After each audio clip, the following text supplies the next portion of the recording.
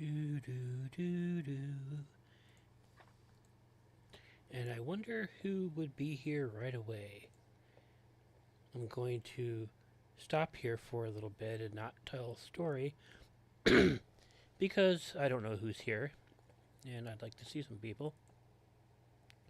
I started it now and it looks like I'm kind of alone at the moment. But once we get some people in here, I'm going to talk about some stuff and I'm going to preview a story. Hey there, HF. I hope that you're doing well. I really want to say hello to you, but I don't know how to pronounce that. I'm sorry. But I'll call you ZT. Thank you very much for being here. Um, this is a new, Anthosaurus, who I absolutely adore. Great guy. Robert's real. Hello to you too. I'm going to read one of the stories that'll be in the next video, but I'm going to wait until we get some people in here that may not have seen it right away because I don't want them to miss it. Before that, I'm just going to talk to you guys, say hi, and I'm glad that you're here. The story, one of the stories that it is. Oh, thanks ZT. That is a great name. I wish that I could pronounce it, but as some people have pointed out in my time as a narrator, gosh, I've been doing this for almost 8 years. 8 years in August. I do have a very audible lisp, so I don't try to pronounce words that I can't do. When I was a kid, I talked like Elmer Fudd. Now, here's the good thing about that. Here's the good thing about that. There are certain sounds in different languages that people have problems with, and one is when Americans try to speak Japanese, they get the RL not very good. But because I had a lisp, and when I was younger, I talked with my L's and my R's as W's, then it stuck with me. And what happened was, I could make that sound perfectly, which most Americans or most English speakers can't do when they learn Japanese. And I had Japanese was my minor in college. Jacinta Lynn, hey KOC, happy to be here. I'm happy to have you here. I gotta say too, I always love seeing HF creations. I love the Killer Orange Cat thing that he does. It's wonderful. Oh, thank you, Antho. Um, I hear my voice a lot. Um, One of the things that I don't like about this is the ending. When I'm done uh, recording the stories, I've edited them, I have everything perfect.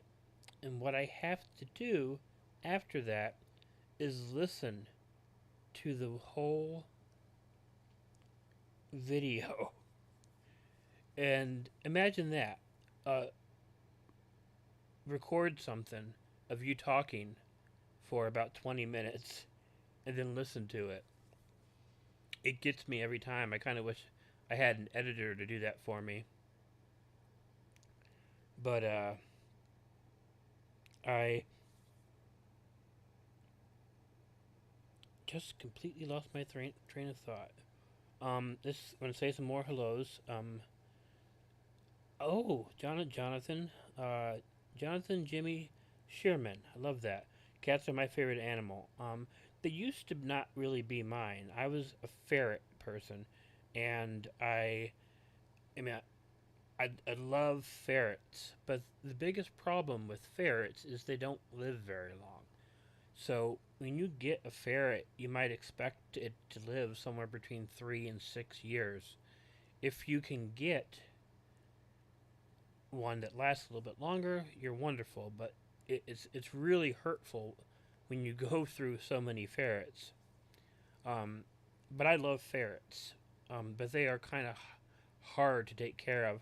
I don't even think they're legal in Tennessee. I'm not sure.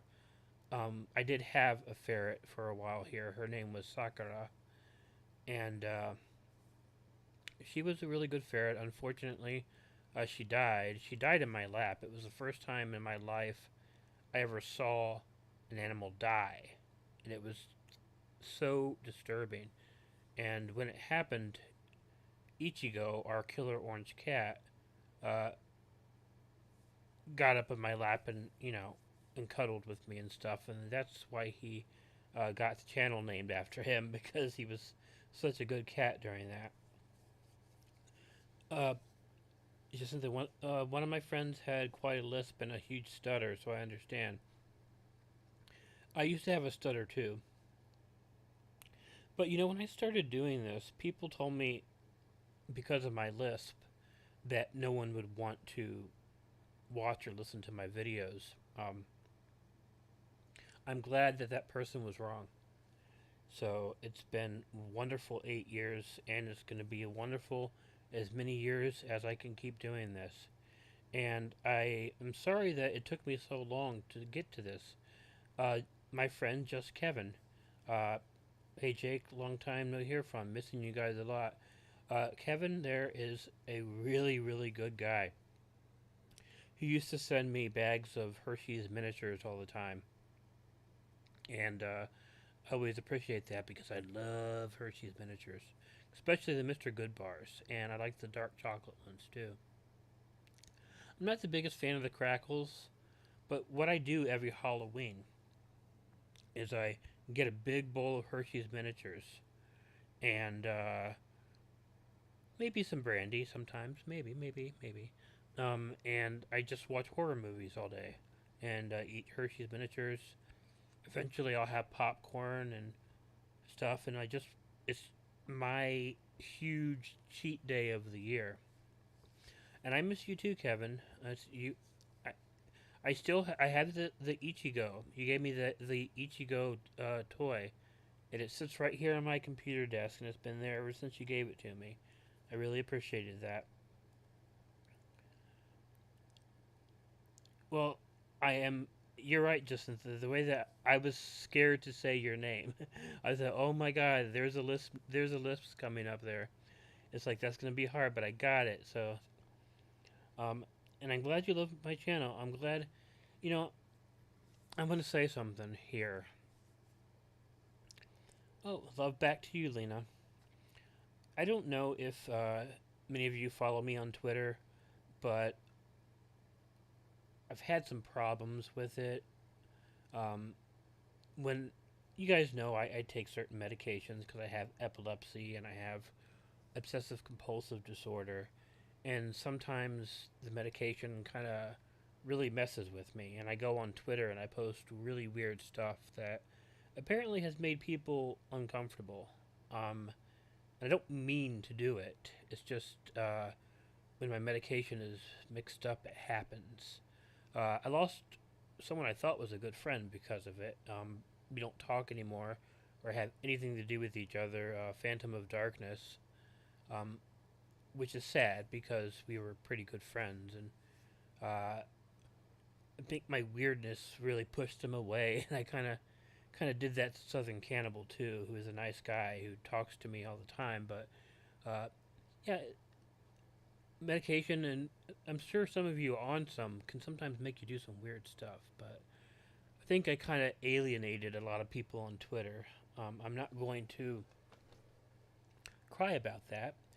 What's important to me is just telling you guys stories, and everybody who is loyal to me, and I don't want to say it like loyal to me because I hate that.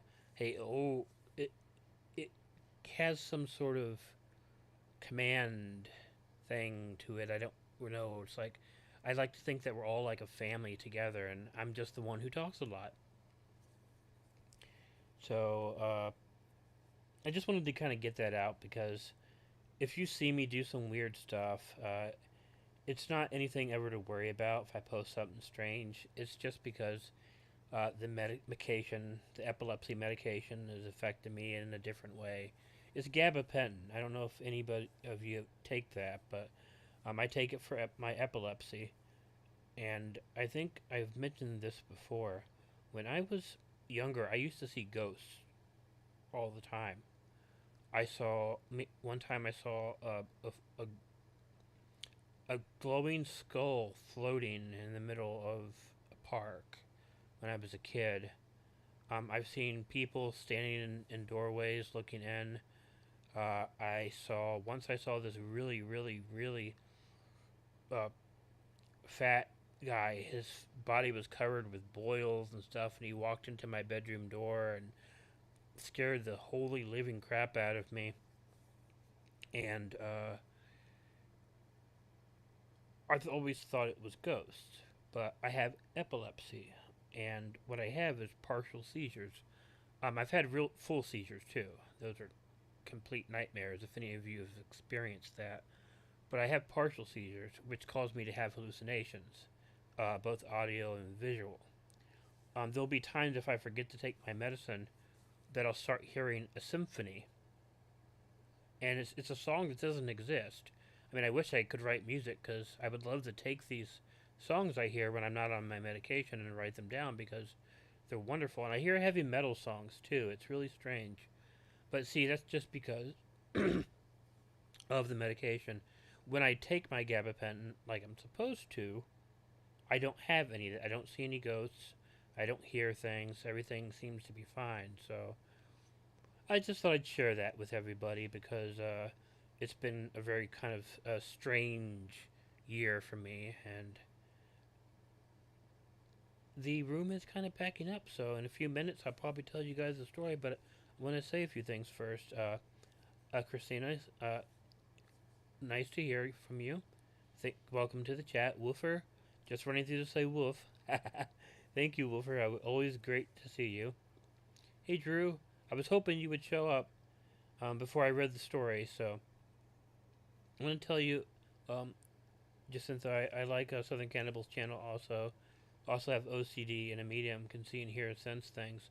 Oh, I'd love to talk to you about that sometime, if you would like. That would be great. So,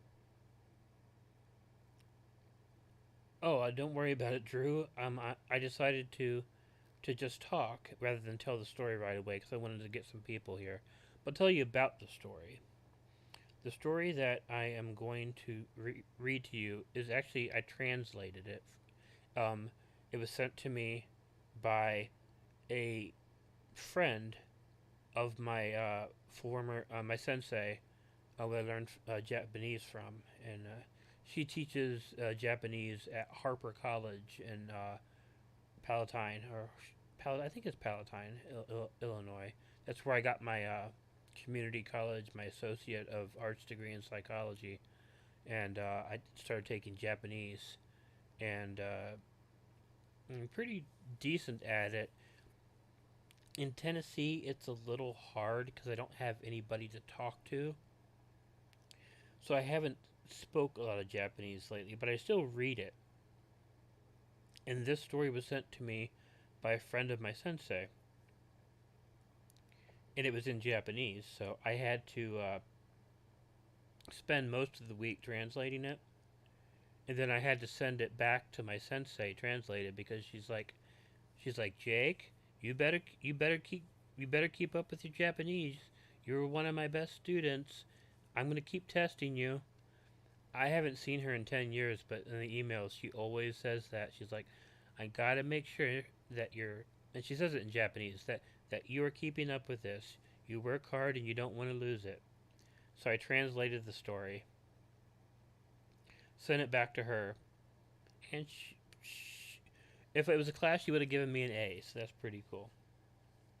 Um, oh, I'm sorry, Anthosaurus. Probably should have read it a little quicker so you could hear the whole thing. I apologize for that. Robert's real. Maybe you're able to see beyond the veil when you're in that state. Just a thought. You know, I entertain that actually. I am really I'm skeptical, but I'm open-minded about things. I There are things that happen that I can't even explain, and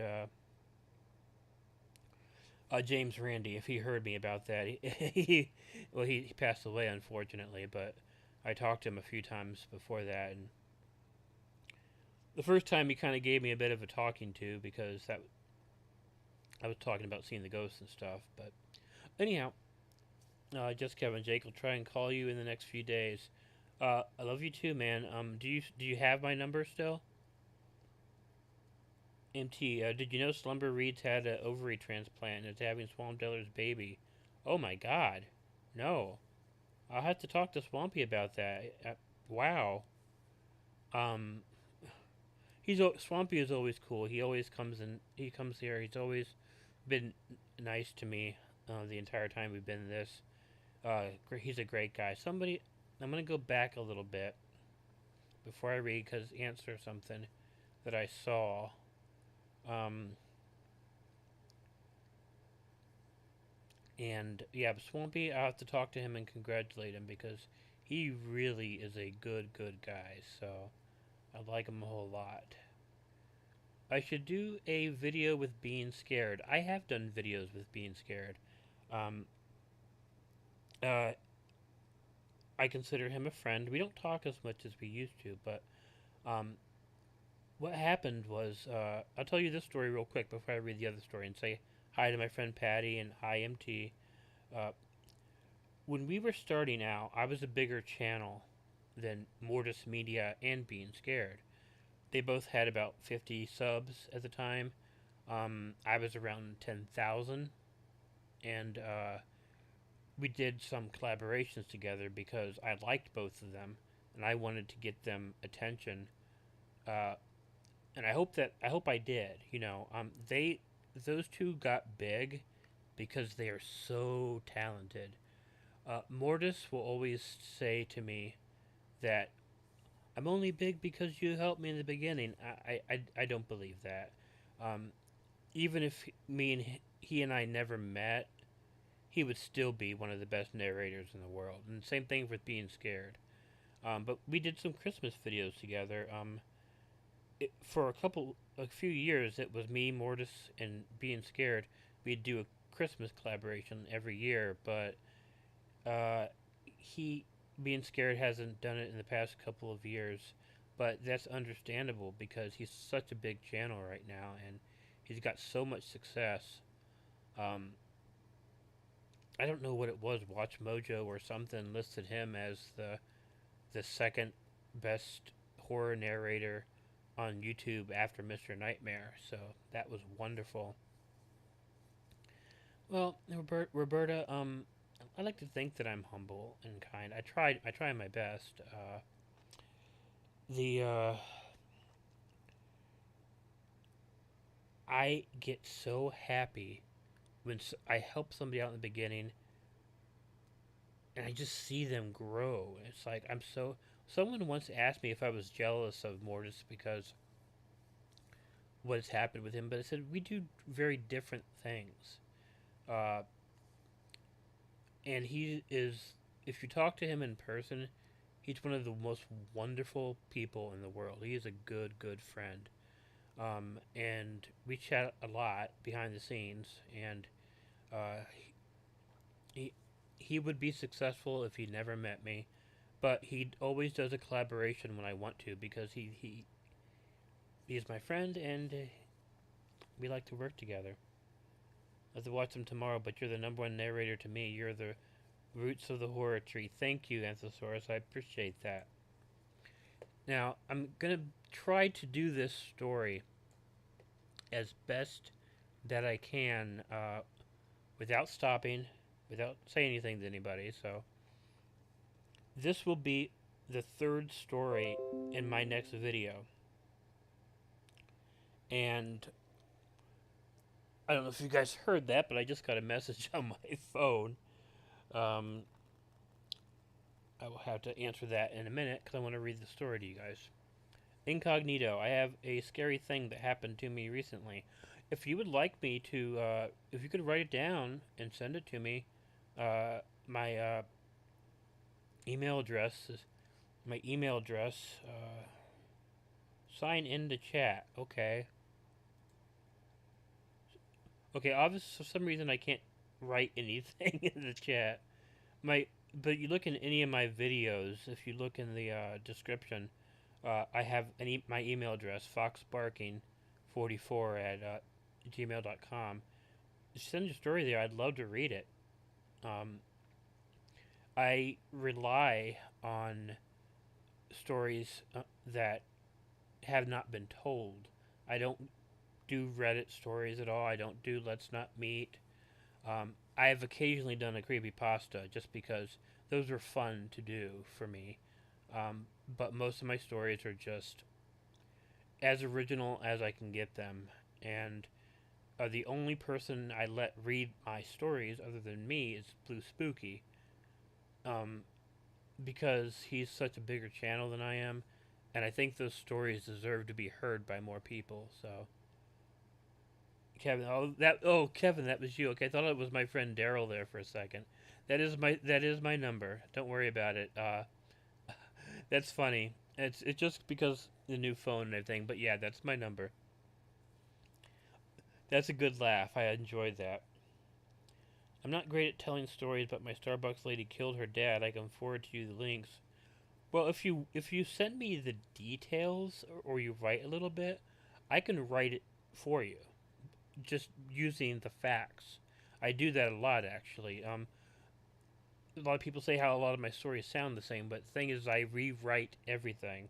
That's why it takes me a long time sometimes to get stories out, because I don't just take a story and read it the way that someone writes it, because as much as I hate to say it, a lot of people are not good writers. So I work with people and I write the stories based off their experiences. But the writing is mostly always mine, except when you get one of those big stories, those 20, 30-minute long stories from my friend Chimera Cat or my friend Big W. They write these longer nature stories, and I don't rewrite those at all. But yeah, I help people write it. I'm a writer, but I take people's true stories and I help put it in a format that can be enjoyable. So I don't mean to. Oh God, I'm so mad at her. When I go for coffee, my dad had dementia and would tell me her challenge. Oh wow, that is something else. Killer's so talented. Oh, thank you. Oh, I think I just sounded like Willie from Alf there for a second. I was Reaper of the Night. Hey there, KSE. You doing a live stream? Yeah, I wanted to get a video up this weekend, but as I mentioned before, I was translating that story, and there, the reason it's sometimes hard to translate a story, even though I know a lot of Japanese, is sometimes there would be kanji in there that I don't know. I can read about 3,000 kanji, which is enough to get by in Japan. But there's like 60,000 kanji out there, so I'll run into ones that I don't know. And so it took me a while to translate the story, but I hope you like it. Um, Azrael's Mercy, someone I've always loved your name. What did I miss? You didn't miss anything yet. I didn't read the story. I was waiting for people to come on. I'm going to read it in a couple minutes. I probably need a drink of water before I do that. I'm addicted to these sparkling waters you get from Walmart, clear American flavored sparkling waters. I'm completely addicted to them. It's like a drug. I love them so much. I finished watching the remake of The Island of Dr. Moreau. The one with Marlon Brando, I'm guessing, yeah. Oh, Incognito, I'll look forward to see that in the morning. Thank you very much. And now, this story that has taken up most of my week. So I'm going to read it for everybody, and I hope that you will enjoy it. It is definitely unlike anything I have ever got before. The story is called The Park. During the big economics boom in Japan, there were many, many theme and amusement parks that opened up. Unfortunately, the competition between them and the following economic recession caused many of them to close down. Very few opened back up, and those that didn't remain open for very long.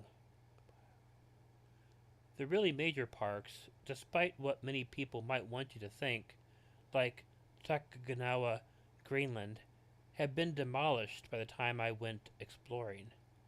So most of the ones I had been to were really smaller parks that no one would have ever heard of. Ha ha. That might be another reason why they all closed down, because no one had ever heard of them before. There is definitely a pretty high creep factor in being in these places, and I will have to admit, the places can play tricks with your mind that you couldn't believe. You consistently feel like you are being watched. You are always thinking that you might be seeing something that really isn't there. But that is what the worst part is. If you see something, how can you ever really be sure that it really wasn't there? That is the huge appeal of going to these places. You get to freak yourself out pretty badly, while remaining relatively safe. I've had my share of freakouts like that. But those are all different stories. This happened at the third abandoned theme park that I decided to go and explore. This was a pretty old one, and I couldn't understand why they hadn't torn it down yet. I was taking a risk with the time that I spent looking for it, honestly. I almost thought that it was gone before I actually found it. At the entrance to the park, I noticed something weird. There was a board that had nails in it, with the point of the nails sticking upwards. It was like the owners of the park wanted a cheap way to keep people out of the park. It was easily detectable, and I stepped over it. However, when I began walking, I tripped on what I later noticed was a tripwire. I fell on my face. I have to admit that was pretty clever. The park did not disappoint. I know that it had some rides, but not a whole ton of them. But there were tons of booths that had probably sold food, merchandise, and had games to play. Everything was run down, rusted, crusty, and wonderfully spooky. It didn't take long for the creep factor to really set in, and that feeling of being watched came over me pretty quickly. In fact, I began to get pretty paranoid pretty quickly over the whole thing. It was normal, though. In fact, when I was walking, and I was sure I saw someone out of the corner of my eye on a merry-go-round, I turned and looked to see if anyone was really there. And when I did, I didn't see anyone there at all.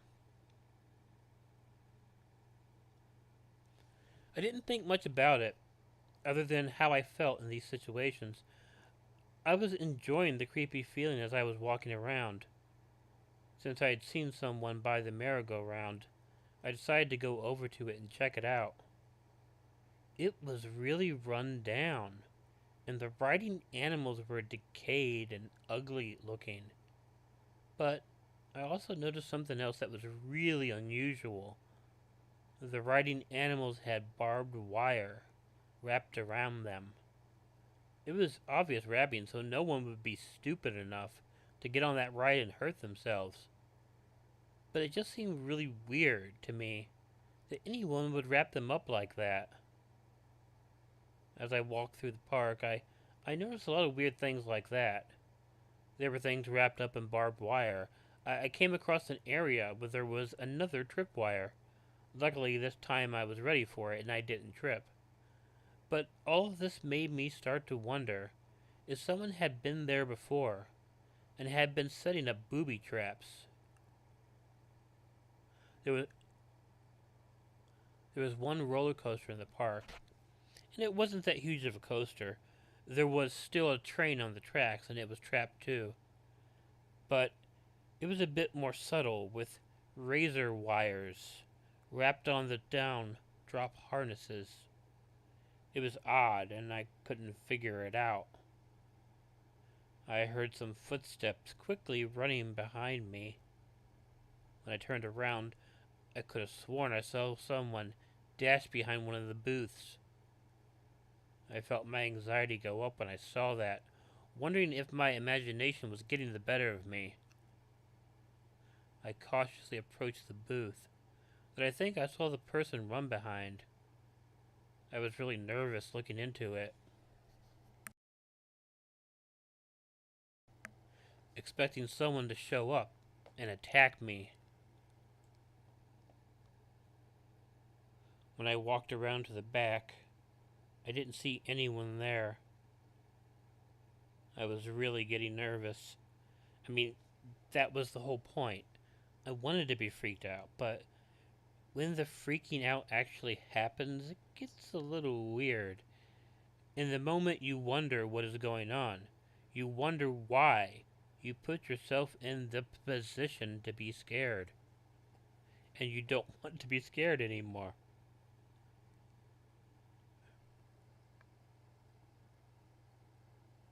That was when I noticed something else.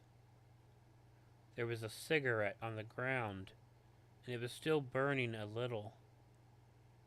My heart jumped in my chest when I saw that, because that indicated that I was not alone in the park. And then I heard a noise. It was a human scream, but it wasn't a painful scream. It was something else altogether. The kind of scream that sounded like it wanted to attack rather than being attacked. I turned toward the sound and I saw another person. This person was hiding behind the train of the roller coaster. He was standing right where I had been. He was standing right where I had been standing before, and it made me wonder if he was there the entire time. He did not run away, but he crouched down behind the car of the train, so only his eyes were above it, and he was staring at me. And the look he was giving me was not something I or anyone else would want to see. It was a scary look. It was a look that told me I was not welcome in that park. I heard a noise off to the other side of me. It was a similar scream. Then when I looked over, I saw another person. Both were male, and both were very young. They were both shirtless with strange tattoos covering their torsos, and they were wearing cargo shorts. But what got me the most was the look in their eyes. I decided I had to leave. I was scared, though, that even if I moved, they might come after me.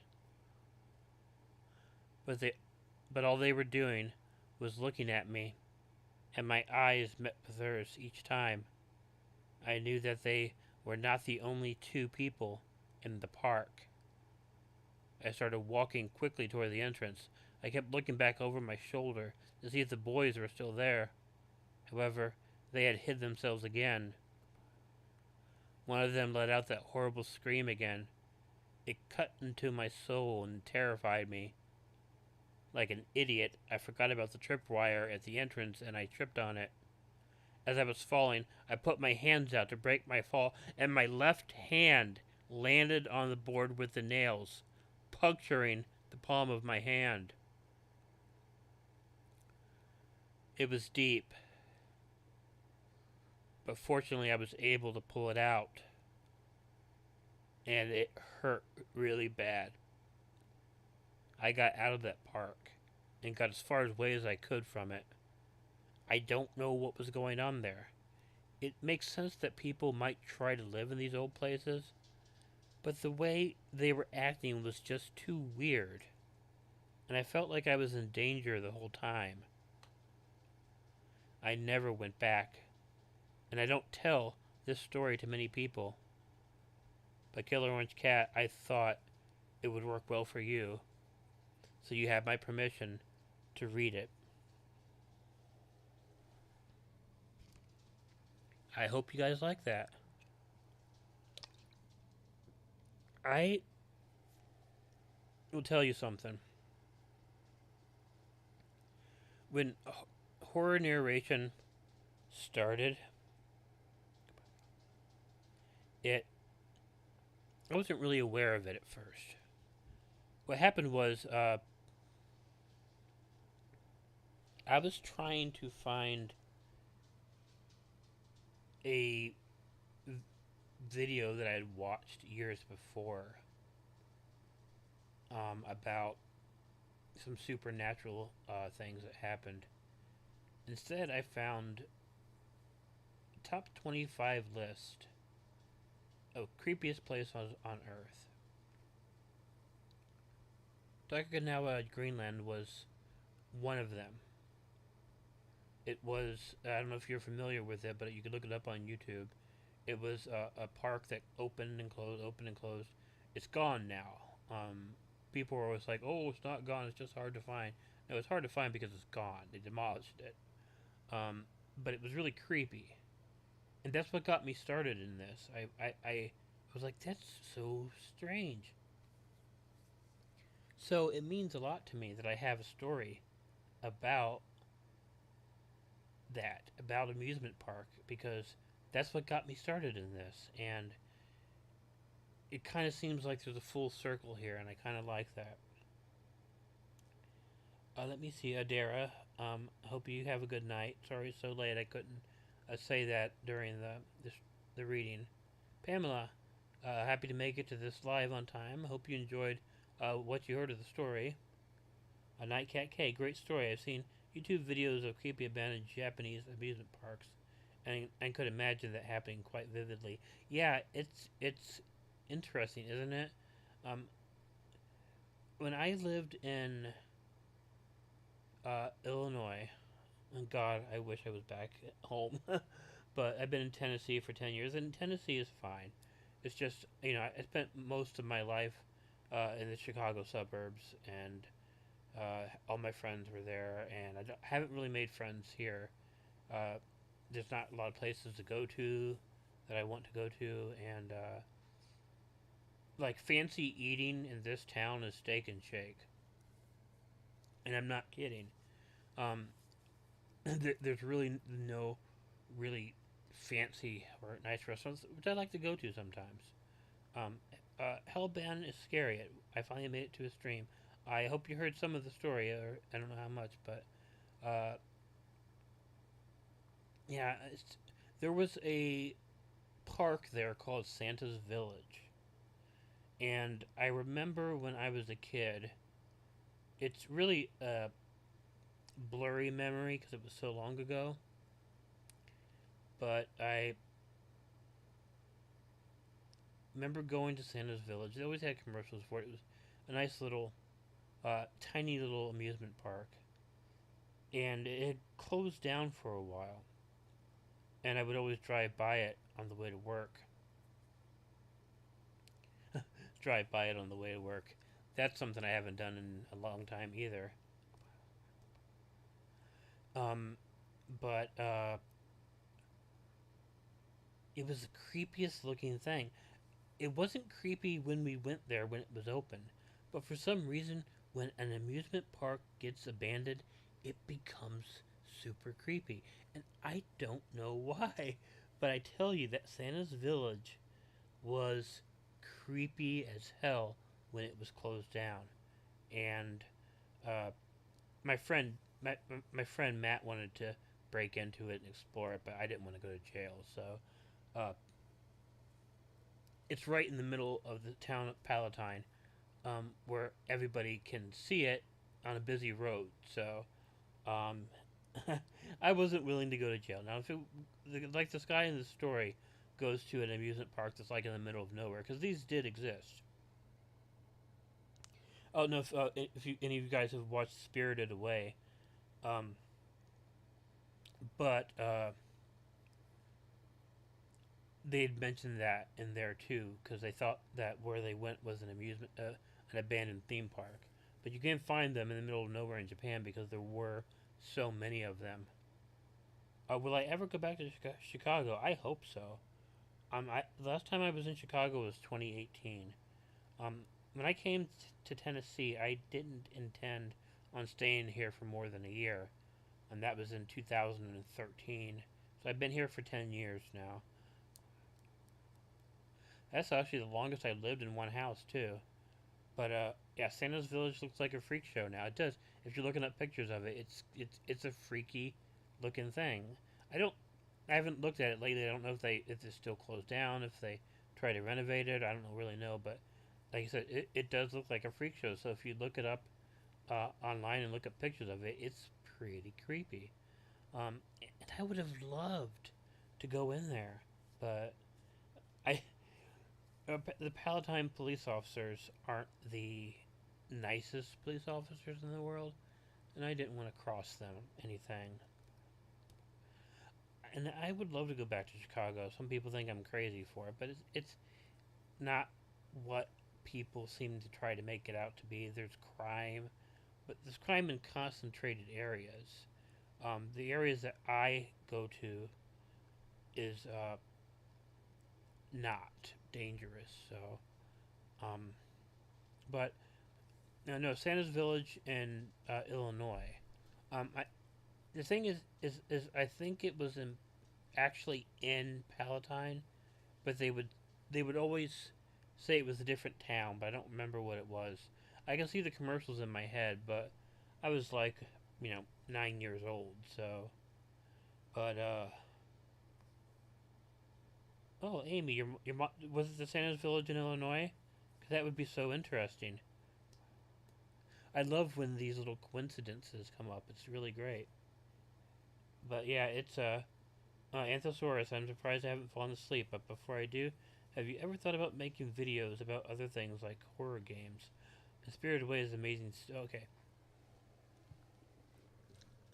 I would love to do videos like that. I just don't really know how. I mean, that sounds kind of weird, but every time I do a stream, 'cause I don't do them very often.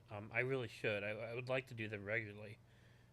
Maybe I can start something like that, like a stream on Saturday. Um, but I forget how to do it. So I come in here and I'm like, what do I do? What do I do? And I did that today too. I didn't know what I was doing, but I just kind of went with it and it worked out. So I'm happy about that. Um, I would like. Uh, oh, I do have to finish what I was talking about Chicago. I would love to go back to Chicago. The reason I haven't gone back is because my brother died in 2018, and my mom uh, was she wouldn't show how upset she was about it. She would only grieve when she was alone. And although she says she wouldn't mind if I went back to Chicago, I think she kind of wants me and my sister to be around her. And I love my mom, and I was really, really devastated too when my brother passed away. I think people who've been with me for a long time know what happened. I became a little dependent on Brandy for a while and was acting weird, and my videos were very erratic and stuff. And but my mom is like, you can go, but I think she really wants us here. So I don't want to be the person that when like someone dies, I regret not spending time with them. I want to spend as much time with the people I care about. So when they do die, I would be like, I'm so happy I had this time with them. So that's why I haven't gone back to Chicago. But, maybe I'll become some big, amazing, rich horror story narrator. Or somebody will ask me to write a horror movie or something like that, and I will. uh, I'll get famous, and then I can go back and forth. But as Wayne Campbell would say, yeah, and monkeys might fly out of my butt. When I first described, I thought you were in Gray's Lake. I Gray's Lake is what you would call my hometown, I guess. It's where I graduated from high school, and I did live there several times for many, many, many years. So, uh, I was in when I started this. I was in Tennessee, but I wasn't dedicated to Tennessee. I was kind of wanting to go back and to Grace Lake, but yeah, I grew up in. I didn't grow up in Grace Lake. I moved there when I was 16, and I was a sophomore in high school, and we graduated from there. I got my first jobs there, and I really liked it. It's where I had the best friends of my life too. Before the people who are listening to my stream and listen to my videos, you guys are great friends. It was the first time in a long time though that I had like a group of people to hang out with. And here's a funny story. You might like this. I worked at Wendy's, and there was this guy who worked at Wendy's, and his name was Joe. And I really liked Joe. He was so nice and personable. He was a little pushy about his religion, um, but it was okay because we didn't agree about religion, but we still were friends. And I didn't have a car. I didn't even have a license at that point. And sometimes we'd ride our bikes to work, and that's like a 5 mile bike ride.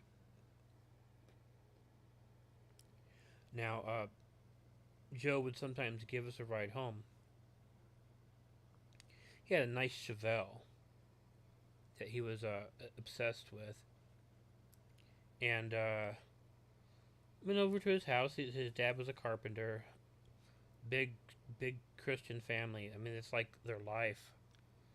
And Joe and his brothers had a band, and I thought it was funny. So I used to tease them and call them Hanson.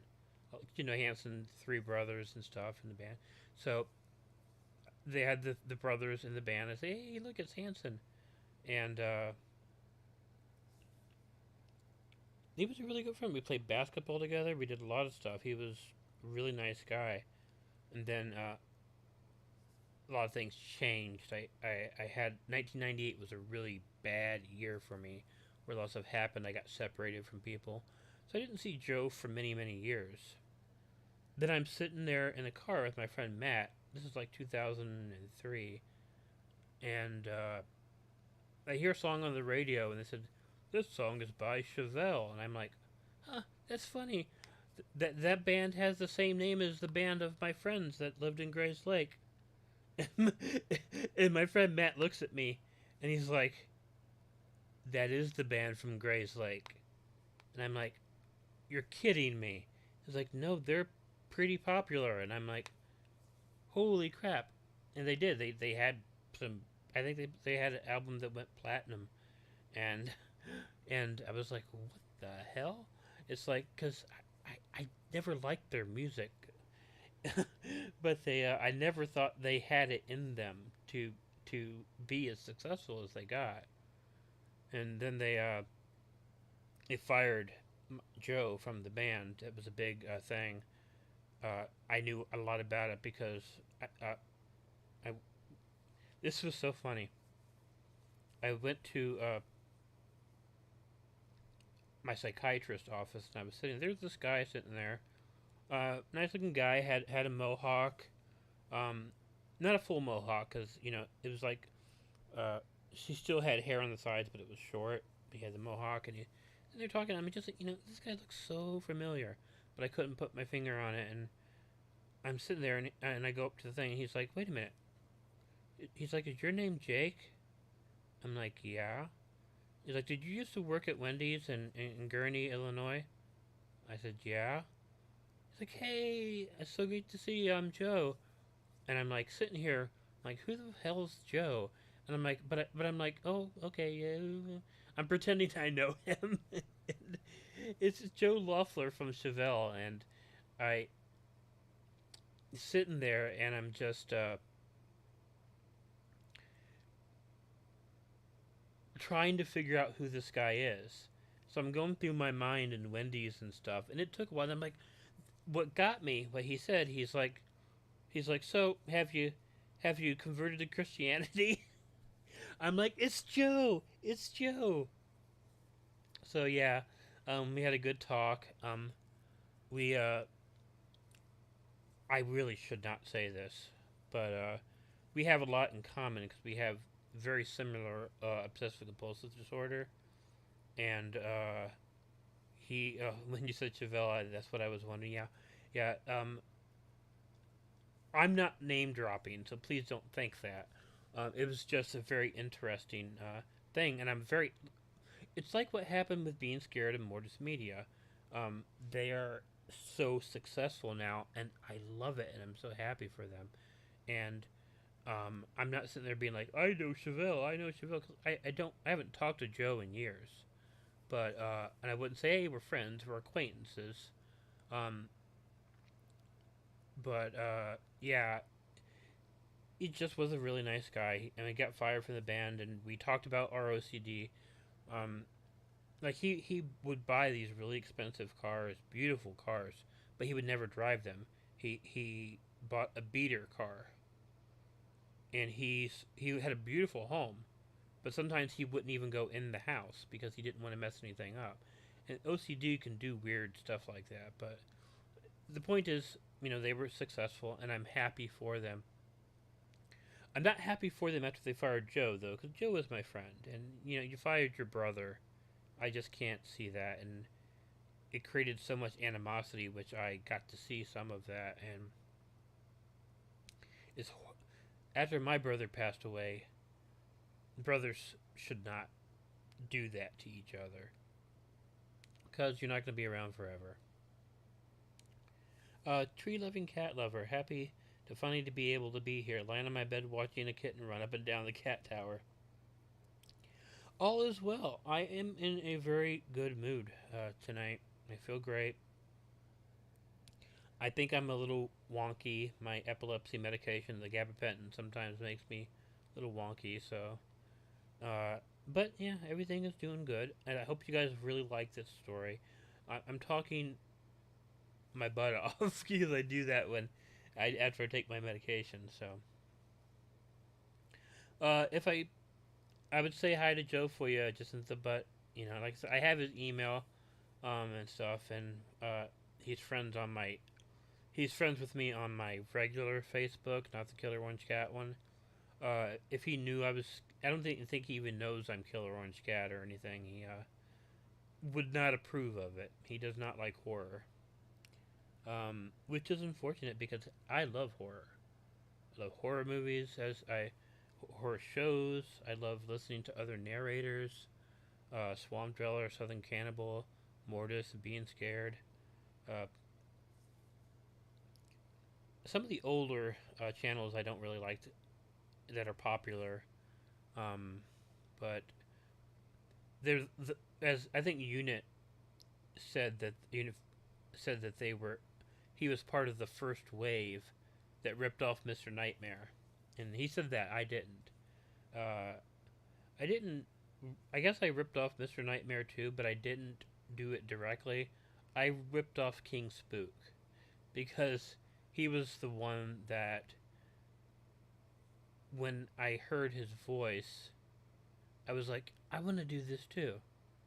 And he was solely responsible for me becoming popular because back then on his YouTube channel, whenever he liked a video, the video would show up on his front page. So he would like my videos and people would go and see them. So without King Spook, I would not have I would not have what I have had because he really got me a lot of attention. Unfortunately, he is mad at me. Like I mentioned before earlier, I've been really stupid on Twitter, and a few years ago, I said something really stupid to him, and it wasn't real. And I explained to him it wasn't real. It was coming from my epilepsy and the hallucinations that I had back then. But we haven't talked for a while, so It was a few years ago when I apologized and asked to talk again, but he's a good guy. He's a very good guy, and I liked him. I don't care for that much for Let's Read. I did a, I did a collaboration with Let's Read, which was, I think it was really good. It was brother stories. Um, but to tell you the truth, I don't listen to Let's Read either. Um, it's not because I don't like him. It's because I I don't want to put this. Not because I don't like him, but I have so many other people that I prefer to listen to, and there are only so many people I can listen to all the time, and you know how that happens. It takes up your time, and you know, with me doing so much writing too, it really is hard to keep up with everybody. I like most of the horror story channels too. I'm coloring a cat pic right now. I listened to the stream and it happened to wind up being an orange cat. You have an orange cat. He's a neighborhood cat. He lives under our place. There were a lot of indoor, outdoor cats around here, and maybe some strays. What I'm going to do is I plan on making like a little cat shelter, and for the winter, and putting it on my porch, and maybe putting some food in it. So the feral cats, the stray cats, the abandoned cats can come and get them, be warm, and have some food and water. Um, People around here don't treat their animals great, but you know, our cat Lady Nibbles was dropped off by somebody. Someone drove to our neighborhood and just dropped her off, and I you know saw it and stuff, and the car went off and stuff, and I walked over to her and she just meowed at me, and I'm like, I gave her a little scritch on the head, and she followed me home. She just doo doo doo doo doo, and said, okay, well, I guess I have another cat now. Um, so uh, we have seven now, so I can't really take any more, but I'd love to help them as much as I can. Like I said, maybe build a little shelter where they can be warm in the winter, and give them some food and water. Last month's strange happening. Well, you have to tell me about that. Now, yeah, this video, this story will be on the video that comes out tomorrow. I want to get on my Monday, Wednesday, Friday schedule finally that I've been talking about for what 2 months now, but I haven't done it once. I'm gonna do it, I promise. But yeah, so this will be the last story in the. Actually, no, it won't, because it's gonna be four stories. I got a submission on Reddit. I'm gonna add that to it, so this will be the third story. If you want to hear the fourth story, you got to go through the third one. So here's something kind of interesting. I don't know if you'll find it interesting or not, but I only made like three mistakes when I was reading that story. When I record the stories by myself, I make much more than three mistakes. I I flip over them all the time. Some water. I'm talking so much and so fast, my mouth is getting dry. Yeah, just since I love the kitties around here. Um, and even the indoor outdoor cats, like my neighbors have like five cats. They'll come, two Siamese cats who are beautiful, but they'll come and talk to me and stuff, and I'll sit down in the yard and I'll rub their heads, and it's all nice. The writing is the hardest part of all. Yes, it is. Mostly because, again, I want the stories to be read in a certain way. So that's why I rewrite everything, and it takes a long time. That is the longest part. I mean, I've been writing since I was 11 years old. Um, but yeah, I put it in my voice. I keep all the facts. All the facts are completely what I'm told. I do not add anything other than that. But I put it in my own words, and it does take a while to do that.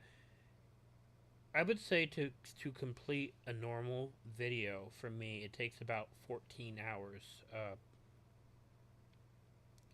Usually, about 6 of those hours are rewriting everything and then checking it to make sure I can read it right. Because sometimes when people send me a story, I can't read it. So that's why, I mean, I trip over their words. And so I have to put it in a way that I can read it. And that takes up a lot of time. But I'm more than happy to do it because I like entertaining. And I do have a question for everybody. I don't know, do any of you listen to Blue Spooky? Me and him had a talk about, I don't know, maybe it's got to have been maybe a year ago. Um, he was having problems finding stories for his channel. And he and I worked together in the beginning. You know, it was me, him, and a channel called Joey's Nightmares, which doesn't get updated anymore, unfortunately. Joey was a good guy. Um, but me, Blue Spooky, and Joey's Nightmares came in this together.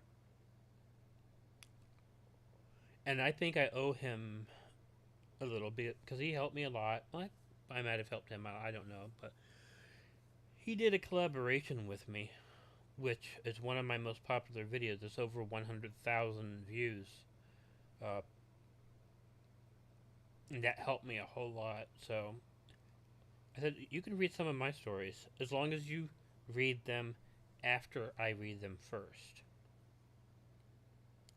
Because if he reads them before I do, then I'm not reading an original story. I'm reading one that Blue Spooky has done. So he's allowed to read my stories. He's a good guy. He's a good friend.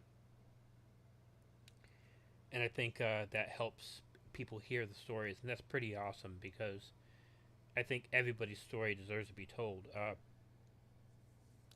I got a little backlash from you guys. Maybe not you guys, but a backlash from some people. Um, Even some of my friends that were close and talked to me a lot behind the scenes. When a few weeks ago I read that story from the perspective of the bad guy who picks up the young hitchhiker and tortures him with a knife and stuff, scares him, and pushes him out of the truck and laughs because he had a good time. And ooh, doggy, I got a lot of behind the scenes criticism for that one. Why would you read that story? I was told that the story was beneath me. I that it was horrible that I would read a story that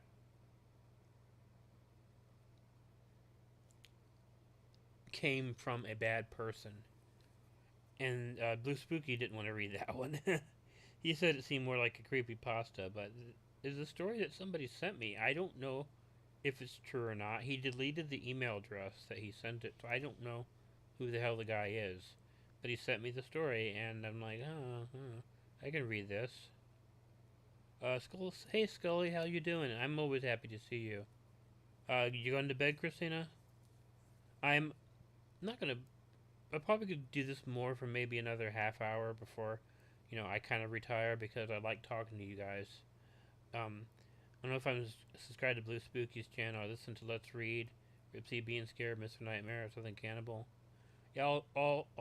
I don't know Ripsy. But no, all the other ones. Mr. Nightmare, Southern Cannibal is just a good guy. I used to.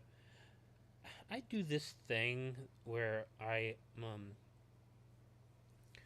flirt with everybody, male and female. Because it's just it's like a gimmick, Like if you're a professional wrestler, you have a gimmick, and I am an administrator on a professional wrestling website, um, and when I do this flirty thing that I do with people, again, it's just a gimmick. People seem to like it and think it was funny, so I thought, okay, I'm gonna do this on Twitter too. Big mistake. The gimmick did not work on Twitter, and I had to explain to everybody that that's all it was. I'm not hitting on anybody, uh, male or female. I'm not hitting on anybody when I flirt. I'm just trying to make people laugh. Unfortunately, I didn't make Southern Cannibal laugh. I weirded him out, and but we talked about it, and he said, "No, it's cool. As long as I know you're just joking." he didn't know I was joking when I was being flirty. Um, uh, Interesting enough, no women have ever gotten mad at me for being flirty. You know, the some of the guys thinks it's hilarious. Some of them don't. So, but it's just what I do. It's fun, and it's just a story. You know, it's not me. If you met me in person, I don't know. If you met me in person, you probably wouldn't want to do anything with me. I'm kind of a solitary kind of guy. It's called being charming. Oh yeah, yeah. I mean, don't get me wrong. I was scared that someone was gonna try to cancel me when I was being flirty with Southern Cannibal. Um, Not him, because he is a really nice guy, and I really, if you don't listen to him, maybe you should. But yeah. Oh, here's something also, something that I happened on Twitter that you guys might find interesting. Um, oh wait, Vicky, hi, I love your cats. Got two of my own. My horror stories in the past 3 weeks. My girl gave birth to four beautiful kittens. Oh, they all passed. I'm so sorry. I've had kittens pass too. It's horrible. It's called being charming. I like to think that too. But so I'm attracted to both everything and in between too. You know, I don't want to get into a whole thing with anybody who thinks it differently. I think that makes you very lucky that you could be attracted to anybody because I don't know. It just makes I think it makes the world more open, and you just have so much more to see and appreciate. There's a guy on Quora. I don't know if anyone goes on Quora. He's a pretty famous Quora writer. His name is Franklin Vo. I think I'm pronouncing that correctly. A very nice guy. I talk to him a lot. Um, he's completely heterosexual. I mean, completely, 100%, no attraction to men at all. But he always says when the subject comes up, if he could take a pill that would make him bi, he would take it in an instant because he thinks that he's missing out on a whole lot of stuff, and he really, really, really loves sex. So he always says that, which I find amusing, but I believe him. I believe him. Uh, but it's funny. Quora used to be really fun for me. Now it's just Troll City. They closed Yahoo Answers, which was Troll City before. So everybody from Yahoo Answers came over to Quora, and now Quora is Troll City. And oh my god, uh, Mercedes Lackey, the fantasy writer, I talk to sometimes. She got so frustrated with trolls, she doesn't let people comment on her answers anymore.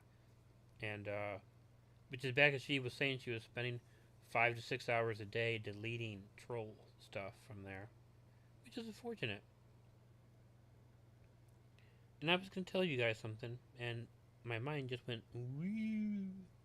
But that's how I feel about it too. I love being bi. I hate I being attracted. Yeah, yeah. I mean, everybody is who they are. Um, I think everybody knows I'm just a pretty accepting person. So I get some backlash. You guys know I do a Pride video every year with Mortis Media, and we both get a little hate for it, um, which is fine. I mean, I don't. I try to avoid anything political. That's the only thing that I do, and I don't think it's political. I think it's just me telling stories from people who've had stuff happen. I don't see it political at all, but some people do, and some people have unsubscribed from me and told me off for telling those stories, but I think they're kind of good. So, I think everybody's story deserves to be told. And that's why I read the story about the guy who tortured the teenager in the car. Because he is a freaking asshole. But, but,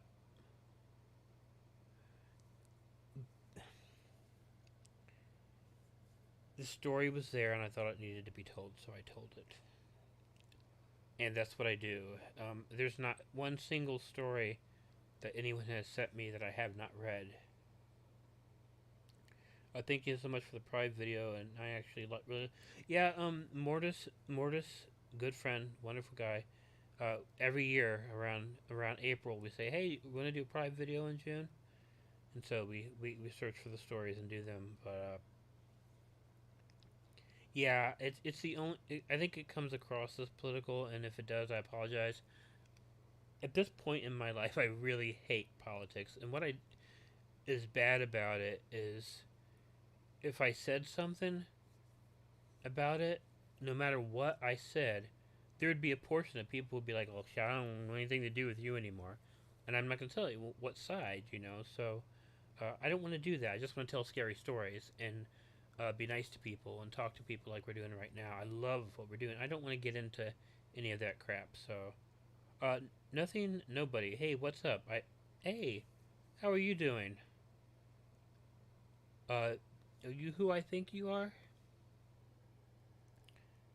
The stories from the villain's perspective are quite interesting, I think. I did another one. That wasn't the first one I did, but I don't remember. Gosh, I have so many videos and stuff and so many stories. I can't keep track of any of them.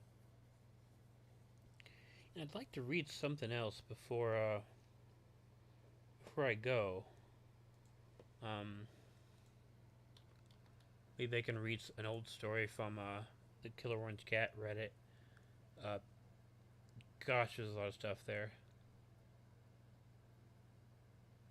Oh, there's another submission. That's very interesting. We got a few submissions today. But yeah, anywho, maybe Bloody Mary challenge. I don't know if anybody was around when that happened. That was kind of funny. Uh, when someone was challenged me to do Bloody Mary in the gym that I go to, because the gym late at night it's open 24 hours, but I live in a small town, so if you go into the gym, it's usually empty at this time of the night and a little bit creepy. So I had the video where I went into there and I did the Bloody Mary thing, and everybody, some people were just so scared for me, like, no, no, no, don't do it, don't do it. And it's like, sorry guys, nothing's gonna happen to me. There's no Bloody Mary that's gonna come and get me. Sorry, I don't believe in that. So I did it there. I did it in my basement, uh, and I did it in the cemetery. I took a little mirror, into the cemetery, and I did Bloody Mary there, live, live, and a lot of people, stop doing that, stop doing that. You're playing with fire. I'm not playing with fire. There's no such thing as Bloody Mary. Um, Now, if Bloody Mary eventually comes and kills me, I'll admit I'm wrong. Well, I hope she lets me live long enough to do a stream to say, hey guys, Bloody Mary's here. You know, this is wrong about her all the time. She really does exist, but uh, I, I accidentally summoned her. But here's what I want to tell you about Bloody Mary. She's cool because she let me do this stream so I could tell you I'm about to die. Well, anyhow, bye. But I'll do that if she ever exists. But I don't think she does. And I'm glad. And that's how I guessed who you were. So um, I love watching how the viewers keep shifting. Get up to 30, get down to 13, up to 30. Oh, so Patty, Elkie, good morning.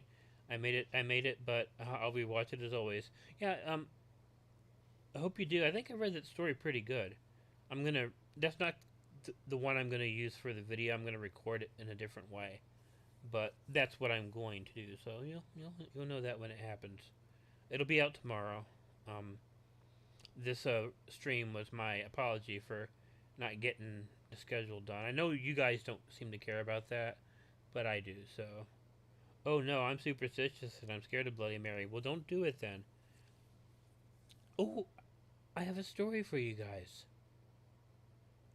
Um, Yeah, you spooked him.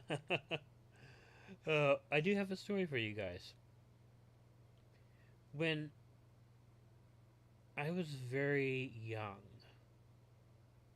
about, I like to say about 9 years old, 9 or 10, I lived in the Navy base in Illinois, the Great Lakes Navy base.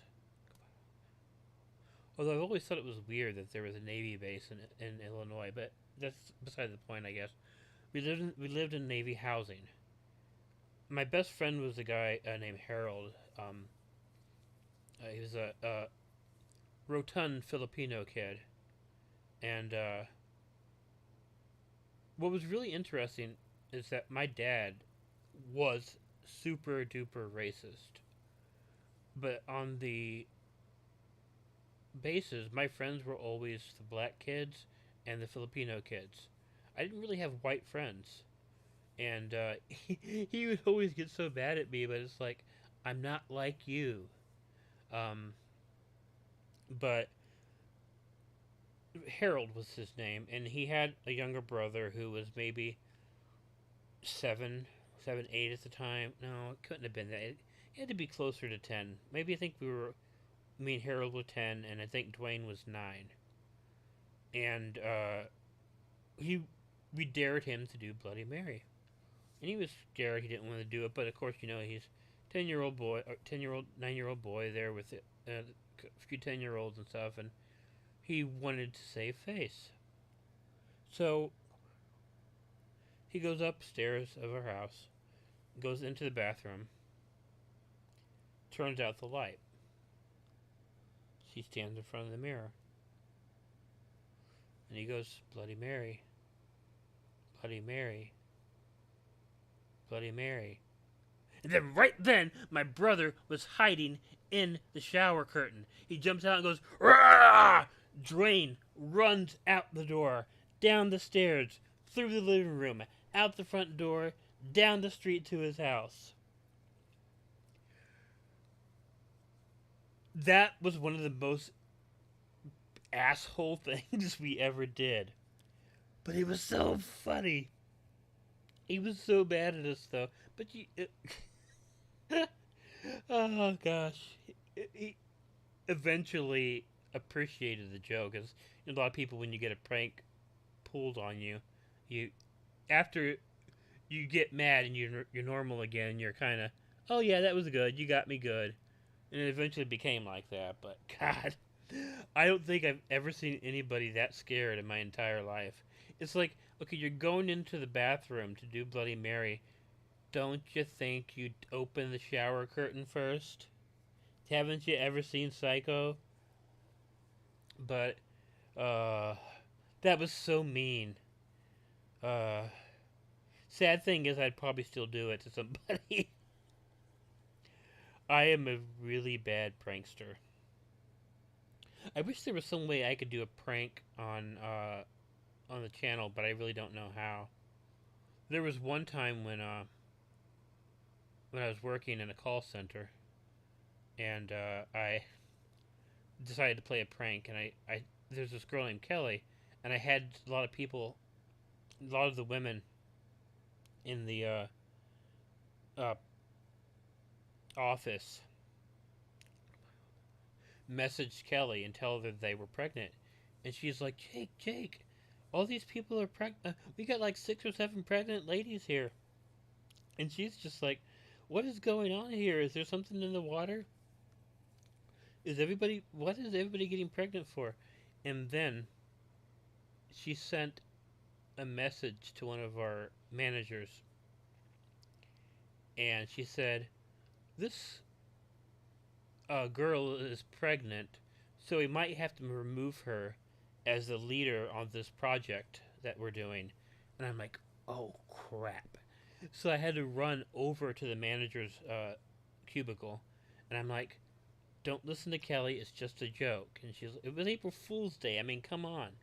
Um, and, and she's like, only one of the 7 girls were pregnant, only one of them.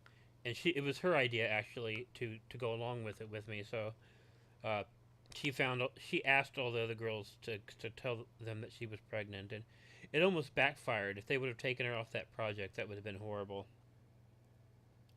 But yeah, I do stuff like that, did stuff like that all the time. I don't think I do pranks that really hurt anybody, which is good because I watched some of those on YouTube, and I'm like, oh my god. Oh, the ones that aren't staged, of course, but I am a bit of a prankster. I'm so adorable, so scary. Thank you, Aoki. I know. I try to notice everybody. I just get excited for new stories.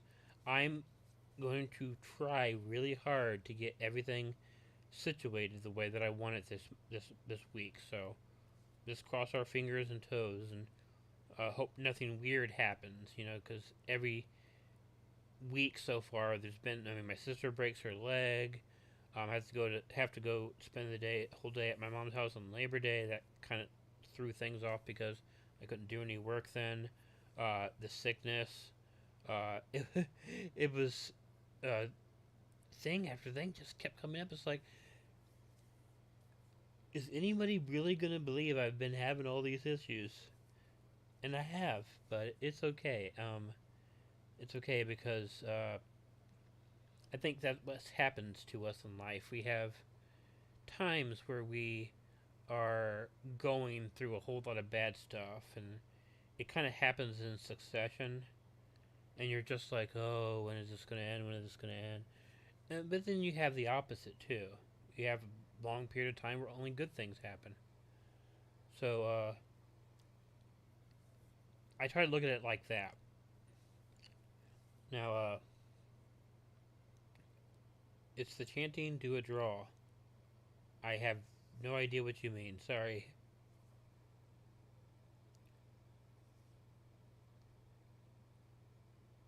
But it's right now. I'm in a good mood. Good things are happening. I got a lot of stories written down. So hopefully, we can turn things around. And Halloween's coming up, so I got some stuff planned for that. I always tell most of the narrators right now are not doing great. We're getting a lot lower views, and I think it's because it's summertime. I think it happens every year. Then we get around October, and we have to take advantage of October. Uh, I will probably come out with some Halloween stories on the very first of October because I want to get that month to be very special. I have something planned for Halloween, but I'm not going to tell you what it is. A Ouija board. Oh my gosh. Oh, hoo hoo. I have some Ouija board stories, but I think I told them in either a chat or a video. I've had some strange experiences where I met somebody, a guy named Toby, and we had this similar interest in the supernatural. Um, I was much more of a believer back then than I'm now. I'm very skeptical now. Um, if you tell me your ghost story, I will take you at your word and believe you. I won't say, you're a liar, ghosts don't exist, blah, blah, blah. No, I don't do that. I will be skeptical, but I will take everybody at their word. But at this time in my life, I was not skeptical at all. I mean, like I told you, I saw some weird stuff. Um, I completely believed in everything. Well, Toby was like that too. But I found out he was a little bit more into it than I was. He, how do I say, he was obsessed with Ouija boards. When I first met him, and he was putting some music in, and he's like, he looks at me and says, "Hey, do you like Ouija boards?" I'm like, I never used one before. And then he opened up and told me the story of his life. he got into Ouija boards when he was very young and was very, very obsessed with him. He said that soon after he started doing that, he came in contact with a ghost that he called Fa Fa Fa, and Fa would follow him around and would get like jealous of his friends, and uh, he would, hey Allie, it's good to see you. I'm telling the story, so I'm just taking a little break to say hi, but getting back to the story. Uh, he got to a point where he would not get out of bed in morning unless he consulted his Ouija board first. The very first thing he did in the morning would take out the Ouija board and use it by himself and do what he has to do. Fob would say something following him, and he would do that and get out of bed, and that would decide his day. Toby was then very, very sure that ghosts were following him all the time, and he said he saw them all the time. But see, this is the part that got me, is that when he would close his eyes, he said he would see ghosts coming towards him. That when he slept, he would have to like close his eyes and roll his eyes up. When he, and if he did not do that, he would not be able to sleep. Now this all happened before I met him, and he, at the time, decided to. How do I say it? He decided to stop using the boards because he didn't have a way to get rid of all these ghosts he was seeing. He thought that if he got rid of the board, that would settle it for him. Now, again, I took him at his word. I don't know how much is true, how much might be caused by mental illness, like, for me with the epilepsy. Um, but I don't judge. I just took him for his word. Now, he had any experiences with ghosts, but this really weird thing happened because we were going to watch a movie, and we were sitting there, and it was going to be scary. So he got up, and I didn't know what he was doing at first, but he got up and he turned off the light, and it kind of shocked me, and I've kind of felt my nervous system kind of jump when he did it. I don't know why, but then Toby's like, "What was that?" And I'm like, "What do you mean?" He's like, "That thing that I just felt, that like my body was jumping for some reason, like my nervous system just sort of like eh." He felt the same thing that I felt without me telling him that it happened. And that is one of the things that I cannot explain. What was going on there? Um, if he just said, "Oh, I felt you being happy," or "I felt," it was like a jumping, and he felt the jump that I felt, and it was so strange. Um, we fell asleep eventually, and I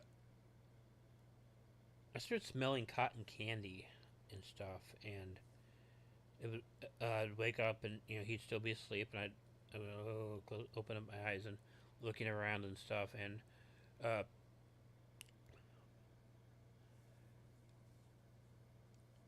I heard someone laughing, and I thought, okay, this is probably in my head. Toby and I have been talking about ghosts all night. We've been talking about spirits and stuff. Uh, my imagination is in high gear.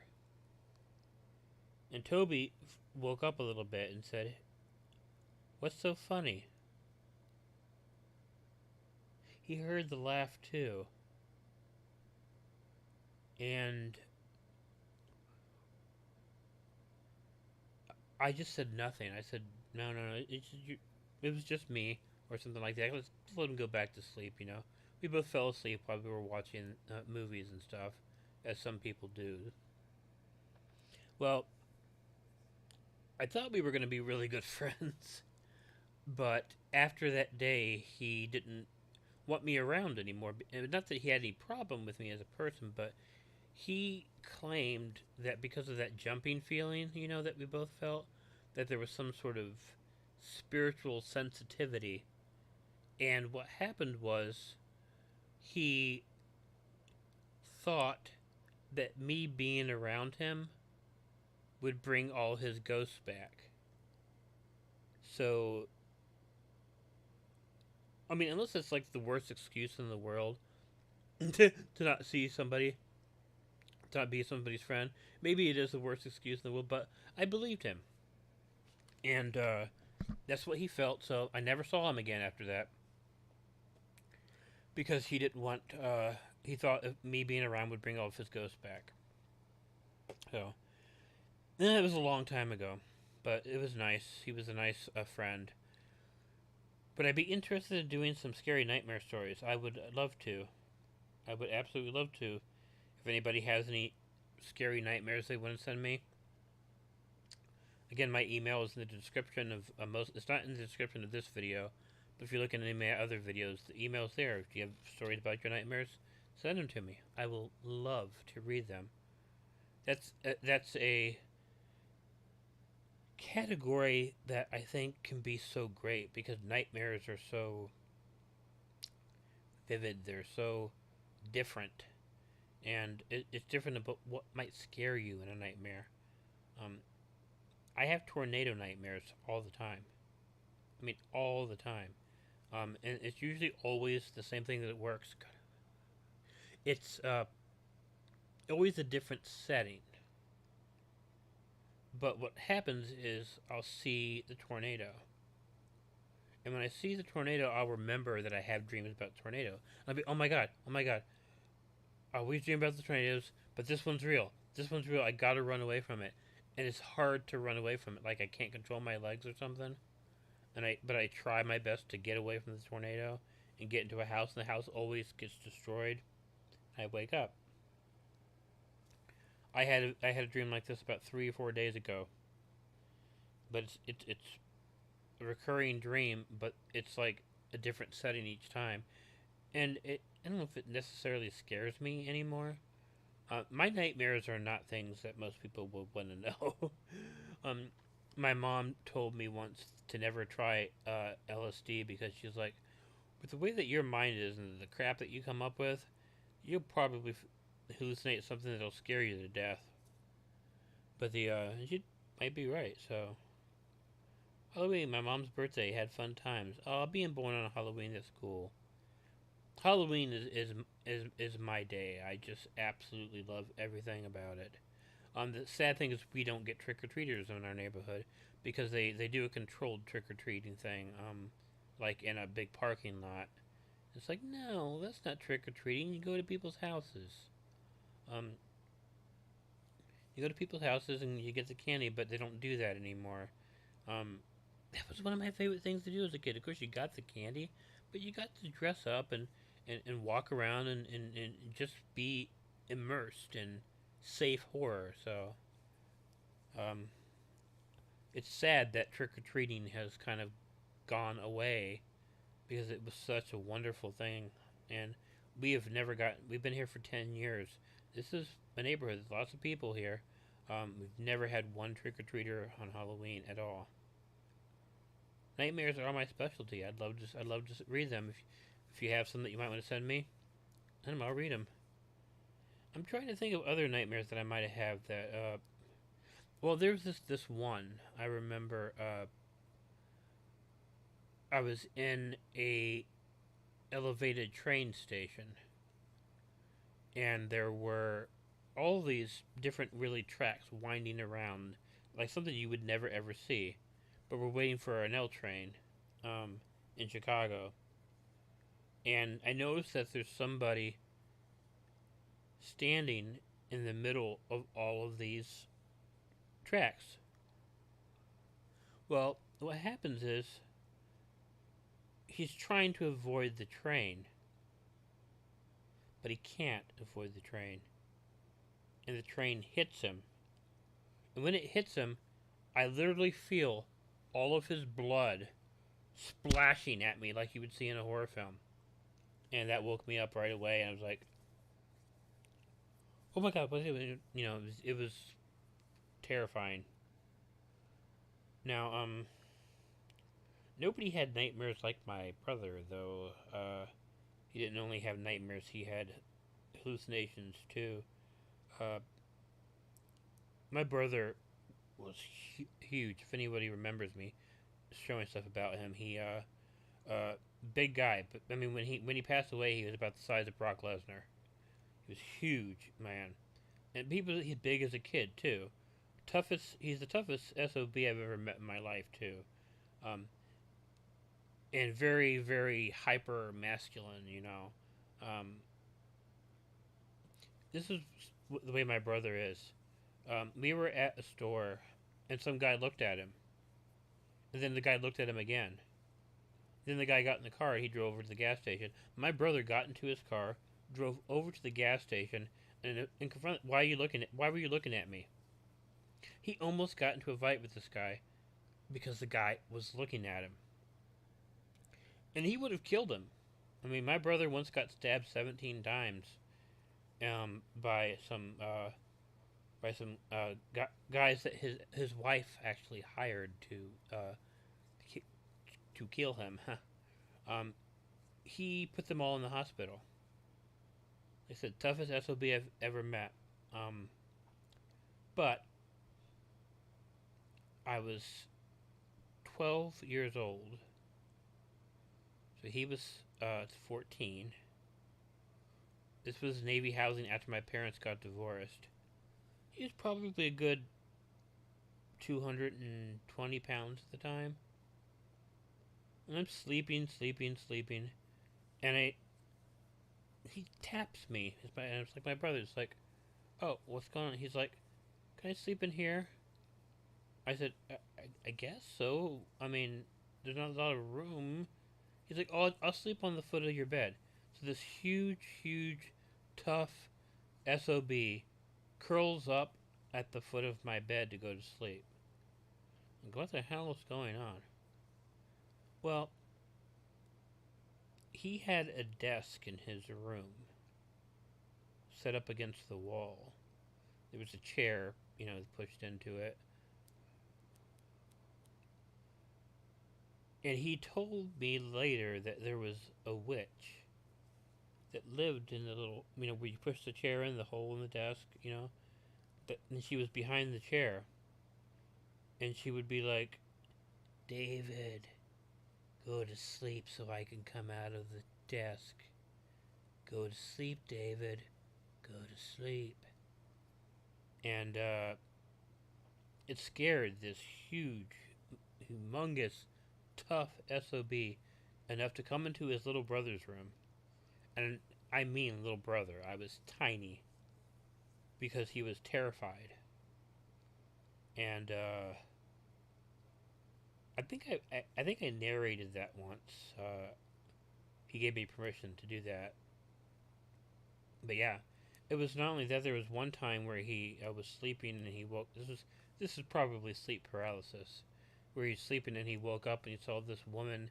If you've ever seen Clash of the Titans, he looked like the Gorgon from that. It was a woman with snakes for a head. She had like a snake's body, but the upper part of it was a woman's body, and she had these huge claws coming out of her fingers, and she said, David, go back to sleep or I'll rip your guts out. So I'm guessing that was sleep paralysis. Um, but, to the day that he died, he insisted it wasn't sleep paralysis, that there was really some sort of demon and stuff, but he had a lot of more issues than even I have. But he wouldn't take his medication for it, like his gabapentin. He would get his gabapentin and he would go and sell it to somebody rather than take it. It's like, it works for me. I don't. I have when I'm taking my meds regularly, I don't hear or see things. But he would not take them. He would sell them because he wanted the money, and he would get these. Like when he covered his entire house, and I think it's called Desiccacious Earth. It's like a bug killing thing, and he covered his entire house because he was convinced that his house or his apartment was infected with bugs. It wasn't. There were no bugs in his house at all. He would be seeing bugs where they didn't exist, and it made him paranoid. And my brother was paranoid anyways. He was like super conspiracy theorist. It's like we clashed on that because he's conspiracy theorist, I'm skeptic. Oh Lord. He believed in almost anything. He believed in the Mandela effect. I'm sorry if any of you believe in it. And I'm not making fun of anybody who does. I don't believe in it because I'm a psychologist. I know what the Mandela effect is because I've studied memory and how the brain works.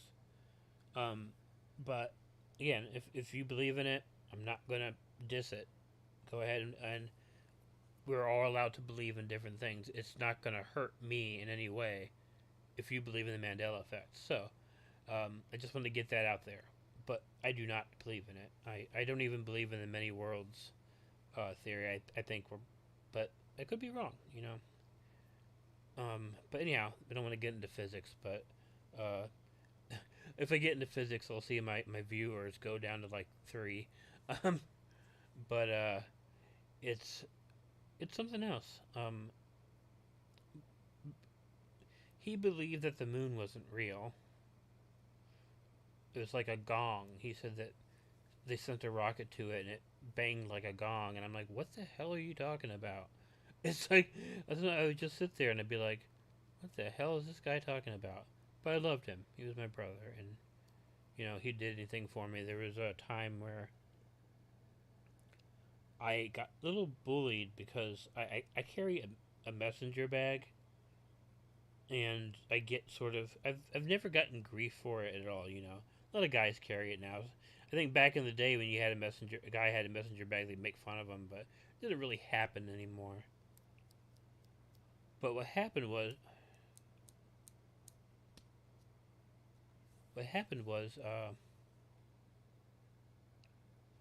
I was at the gym working out late at night, and there was this guy there, big muscular guy, and he made some comments about me for carrying the bag, calling me some uh, gay slurs and stuff because I was carrying a messenger bag, and I tried my best to ignore him. So, I don't have a car. I walk everywhere. And it was maybe 2 o'clock in the morning, but Walmart was still open because it's 24 hours. It was 24 hours before COVID, so uh, I thought, well, there's some stuff at Walmart I want to go get. So I walk over to Walmart. It's a bit of a walk. It's about maybe a mile away from the gym. And I'm walking down the street, and all of a sudden a truck pulls up into the parking lot, and it's the guy from the gym. And he starts getting on me again for carrying the messenger bag. And he gets out of the truck. And he's trying to bully me. I'm trying to just walk away because that's what I do. When someone's trying to fight me, my first instinct is not be violent. My first instinct is to leave. Get as far away as the person as possible. Because I felt some violence was coming. But he would not stop. He kept following me and stuff. And I turned around to face him finally because he was harassing me. I said, "You need to leave me alone." And he went to punch me. Well, I'm a second degree black belt in Shotokan Karate. I blocked his punch, grabbed his arm, took my elbow, slammed my elbow into the top of his elbow, and broke his arm. Um, yeah, the other times I saw him, he was wearing a cast. So I broke his arm, and he tried to punch me. Um, and I'm not bragging about that. I was not happy. Some people are like, "Yeah, I got in a good fight. I'm happy." After he left, I went to the side of, and I'm not ashamed to tell you guys this. I went to the side of the Walmart where no one can see me, and I cried for about 30 minutes. I hate violence. I really do. I mean, but maybe that's why I like pro wrestling because it's fake violence. But I hate violence, and whenever I have to get violent with somebody, it it destroys part of me because I just don't like it. But the reason I'm telling you this story is because when I went home, my brother was still up, and I told him what happened, and he's like, "Give me a description of the guy." I'm like, "I'm not going to do that." He says, "I need to know who this guy is." I said, "I took care of it. He's my brother would have killed him, and I'm not exaggerating at all. The last few years of his life, he got very close to me.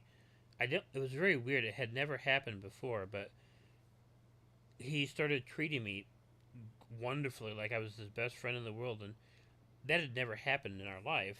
So, but yeah, he would have killed the guy if he saw him. So I'm like, I don't want my brother to go to jail. So, though if he went to jail, he might still be alive because they would do something about his heart when it wasn't feeling good. But he he would have killed the guy. I have absolutely no doubt about that. So I'm like, no, I'm not going to tell you what happened. So that's the kind of guy he was. So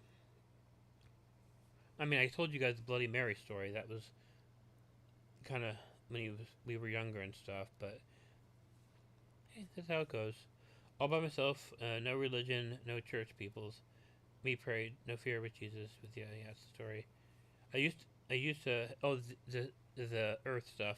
I don't like saying that word because I don't know what it is. So, but yeah, nightmares. Try sleep paralysis. Try have it since yeah, I've had it. I've had it several times, and I did. My mom had it all the time when she was younger. She used to have like severe migraines, and she'd get sleep paralysis all the time. Uh, I don't know. We don't know why, but eventually it all went away. But there were times where I go into my mom's bedroom, and she'd be having a migraine or sleep paralysis, and she'd just be lying there with her eyes open, and she couldn't do anything. It's like, mom, mom, mom, and you're like an 8-year-old kid, and you're seeing this, and it's like absolutely terrifying because you don't know what's going on. And even when she explained it, again, 8 years old, how am I going to understand it? But it was so that's another thing. This is pretty scary. Gosh, when I start talking, I don't shut up, do I? um, I'll keep going until till 1 o'clock. We got 13 more minutes, but yeah, I oh, you're very welcome. Thank you for listening, Atriel. I mean, we've we have averaged about 15 people throughout the. We've got up to 30. It goes up and down, but I think the 15 are you that are talking to me, and I appreciate you staying for the whole thing. Uh, really, I mean, all the stream is me babbling. I kind of wish I brought somebody else in it. Maybe I'll bring my sister in for the next stream. Maybe we can have some back and forth conversation. Uh, if any of you want to stream with me sometime and talk, I would be absolutely pleased to do that with you. Uh, I've done some streams with like Swamp Dweller back in the day. He's so fun. He's such a nice guy. But yeah, I did some streams with him. Uh, but I had to drop out because they started talking about politics, and it's like, nope, sorry, Killer Orange Cat does not talk about politics at all. So he's like, well, Jake, say something. It's like, nope, nope, nope, nope, nope. I'm not gonna do that. The great Johnny Carson said, "Why would I share my political beliefs? Because if I do, I'll lose half my audience for no reason. Like my political beliefs don't affect anybody in any way, really. I mean, I'm just a guy who tells scary stories. So yeah, I don't. I know that there's some of you that if you knew my political beliefs would probably be mad at me. But here's the thing: I'm not going to tell you which ones are going to be mad. So so you don't know. Just I'm really glad you did this stream tonight. Enjoying hearing all your life stories and stuff, and I needed this tonight. I've been feeling so disconnected lately. That you just made my night. Thank you so much, Jacinta. I appreciate that because I like doing that, and again, I like talking, as you obviously know. I can't shut up, but I'm glad that I hope that we made you feel better. Not just me, but all of these wonderful people talking in the chat. It seems like it's been a really good night, and I appreciate it. Uh, okay. My sister is doing okay. I don't know if she's listening to me. I think she's asleep. I'll just say, Christina, if you're listening, type something in the chat. Otherwise, I'll assume you're sleeping. And then, when I think she's asleep, I can talk about her behind her back. Because she won't come back and listen to this. So sometimes she'll listen while we're doing it, and uh, gotta be careful then. She'll go all crazy and go all scream on me, buy a ghost face costume, and call me all day. She wouldn't like ask me about scary movies. She'd be like, "Hey Jake, what's your favorite kind of cat?" And I'd be like, "The hell are you talking about?" If you don't tell me what your favorite kind of cat is, I'll kill your roommate Brandon. I like the Scream movies, and for one reason in particular, my mom doesn't like horror, but she'll go to those and watch those for some strange and odd reason I don't know. She'll watch those movies, but I can't get her to watch any other horror. I have like big horror collection, but like on Halloween she'll watch things like the movie Hocus Pocus and things like that. Oh, much love to you too, Allie. Yeah, you might not want to meet me. I'm sort of I'm a lot more fun right here than I am in person. Maybe I don't know. I'm a curmudgeon. I'm a little grumpy. As if you ever watch Star Trek, I'm Doctor McCoy. I in person. Just a big old grump. I doze off while listening and just woke up. LOL. See, you woke up towards the end of the chat. So, but like I said, if again, my email is in the description of my videos. If anybody wants to join me in a chat, I would love to have you. There's a lady named Lexi who I chat with. Me and her once did a 13-hour chat. It's on the video somewhere. I think we were both drinking at the time. I had some wine and stuff, but we went on for 13 hours. It was something else. But she's not a narrator or anything. She's just a friend who wanted to do a stream. So we had a lot of fun. But just Kevin, I'm glad to see that you're back. I really did miss you. I thought I've been thinking a lot about what happened to you. So you haven't heard about you so long. So it makes me very happy to see you. It makes me very happy to see everybody. So don't think I'm just gushing on my friend there. Um, uh, who you talking about? Well, also, I right before I did this, I took my gabapentin right before I did this. So it's I'm gonna say it. It makes me hyper and super talkative and happy. So you know, like I said, I'm a curmudgeon in person. But give me my gabapentin, which I take 3 times a day, morning, afternoon, and night. Took my night one before I did the stream. I'm just for a couple hours. I'm just the happiest, talkiest guy in the world. Uh, Hi. I always find your streams too short. What? There's a hearts in the way. I can't read everything. Move it, heart. I always find your streams too short because I really enjoy your narration. Thank you. I appreciate that so much. Boo Rob, I'll join you, KOC. Well, I'd love that. I mean, like I said, send me an email, um, or send me an email, or you could always just leave a message. Or sending me an email is probably better. Just look at the description of like my last video, and yeah, we'll talk about it, and maybe we'll do a stream next weekend. Maybe I can make it more of a regular thing because I personally am enjoying talking to everybody. So I will have to go because I have work to do, and stuff. And I've been up since 5 o'clock in the morning, so I'm getting a little tired. But yeah, Boo Rob, send me a message, and we'll discuss that. Allie has a huge horror collection too. Isn't that great? It's like there's so much digital stuff right now, but I have several DVD stands that are just filled with horror movies, and I have them in alphabetical order. Did my brother have a YouTube channel? No, no, he did not. Um, he was obsessed with YouTube, though, probably to a unhealthy degree. But no, he never had a channel. My sister has a couple channels.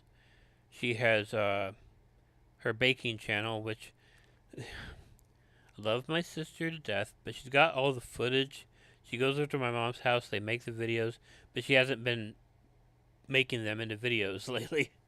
Um, so we don't know. We're planning on doing something else. Me and her are going to start another channel because it's going to be her channel. She wants to do some. It's not really my thing, but she wants to do some reaction type videos. Maybe watching Firefly. That's what we were thinking. Maybe if you haven't seen Firefly, it's a great show. Um, but we thought maybe we'll do a reaction video with somebody who's never seen it. Um, it's not again really my thing, but she likes it, and I would like to help her do something that's really productive like that. So because of it, my mom bought me my mom bought me a new microphone. It's not the one I'm using right now. This is my headset, but the last few videos were recorded with that microphone, and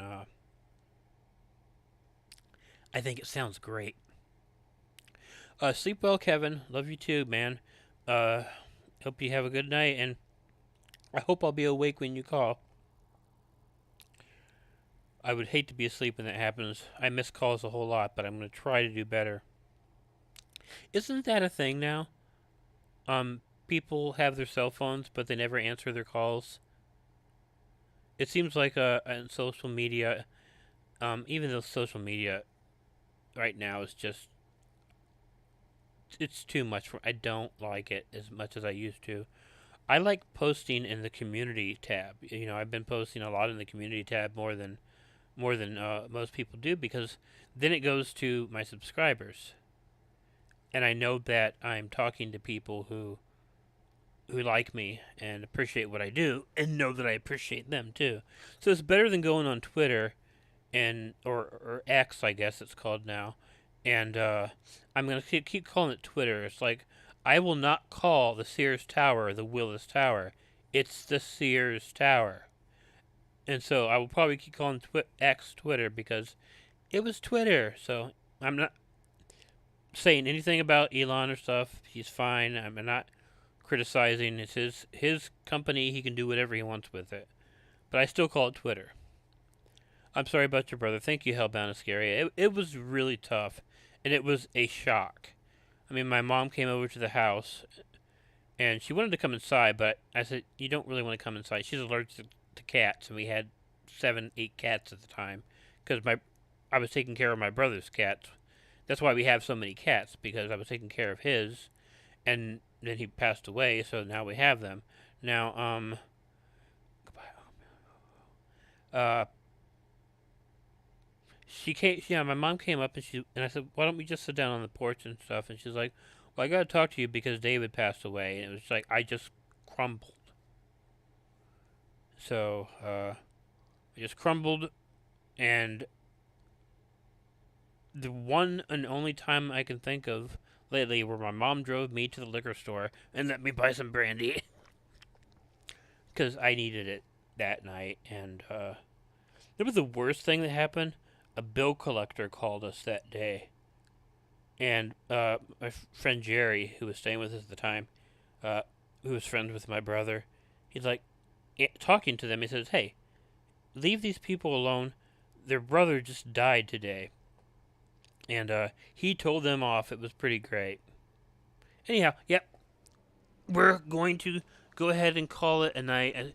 I see a lot of people going to bed, so I think I'm going to do that too. Um, but again, Hellbound and Scary, thank you. I hope you sleep well. And I will tell you something. Oya Sumi. Oyasuminasai. Sleep well. Good night, Drew. Jacintha, yes. I like the first two seasons of Hannibal.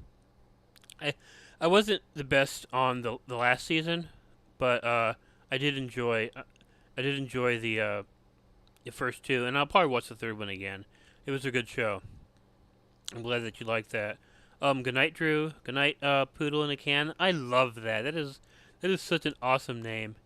Good night. I'm just gonna call you Lurker because I don't know how to pronounce NDN. But I hope you have a great night. Much love to you, Patty. You know I love you. You're a great friend. You've been with me forever, and I appreciate it. Vacation in Serbia, so it's 8 a.m. Hey, I hope you have a good day then. Um, Mine's gonna be sleep though. Yvette's the boss lady. Good night. Sorry, I just got on. Well, it's my fault, Yvette. I didn't advertise this. Um, what I'll do is I'll advertise the next one days in advance. So if you'll know if you'll want to come and do it. I'm sorry that it ended up this way, but I'll do another one this weekend. So maybe Boo Rob will join me. We'll see. But I hope you can be there if I do one next weekend. Oh, I love you too, Yvette. It's great. Good night, Azrael. You're great. It was nice talking to you. Poodle. Yeah, it's an old used name. I still love it. It's wonderful. I like seeing different things like that. Allie, sweet dreams to you too. Much love. I'm so happy to see you here.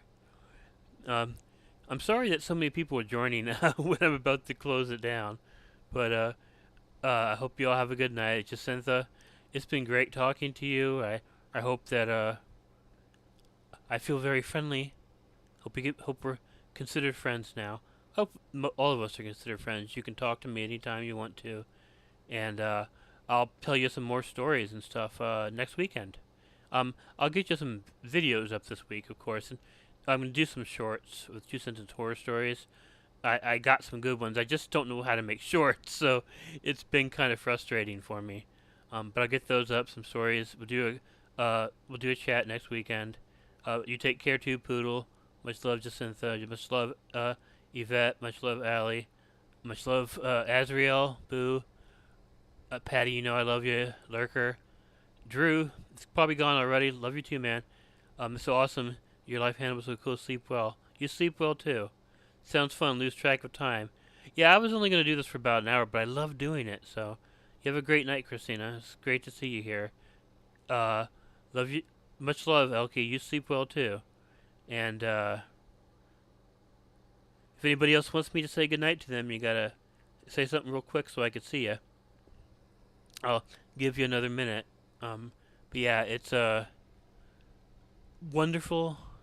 I have 24 people, and I'm gonna end the chat. I feel so bad. We're family. We'll be here next time. Good night. Good night to you. Much love to you, Elkie. The thing is on a delay, so I have to wait. I have to wait for when I say something. It takes maybe about 20 seconds to get to you guys. So I'm a night owl, so I'll be up a long time. Maybe we old stream together one day. That would be awesome. Just send me an email. We could talk about it. I love that. That is just the kind of thing I like to do. I don't have to always have other narrators. We can just have friends. Polly Pocket, love that name. Good night and sweet dreams. You will, Elkie, you're not going to sleep, so enjoy your day. I'd love to visit Germany. I am probably mostly German and American Indian. But yeah. Okay. Everybody sleep well. I guess I consider you a friend. Thanks much. I consider you a friend too. I consider all of you friends. Night, Drew. Always nice to see you, Drew. Alright. So I am going to go ahead and go to sleep. Mendagi, I'm sorry if I pronounced it wrong. Much love from you too. Oh, West Texas, huh? Not too far. I'm in Tennessee, so maybe we're similar in some ways. But I'm sorry if I got your name wrong. I'm not good at pronouncing. You have a great night. You have a great night, Boo Rob? Okay, wonderful. Alright, guys. I will have a video for you tomorrow, and we'll have another chat next weekend. I'll have to say it, no. You know I do have to say it. Don't forget to make sure to check in your closet and check under your bed because you never know where a killer orange cat might be hiding. Good night.